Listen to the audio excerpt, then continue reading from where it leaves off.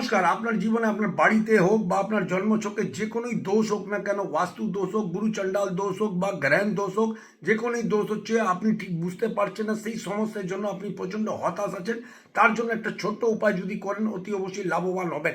আপনার আঙ্গুলের সাইজের মতন একটা তামার ঘটি নিয়ে এসে তার মধ্যে জল ভরে যখনই পুজো অর্চনা করবেন, ঠাকুরের স্থানে আপনি রেখে পুজো অর্চনা করবেন, ব্যাস।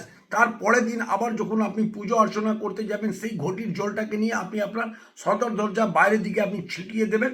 ছিটিয়ে দেওয়ার পর আবার জল ভরে আবার ঠাকুরের স্থানে রেখে আবার পুজো অর্চনা করবেন। সারাটা দিন সেই জল ঘটিটা মন্দিরে থাকবে।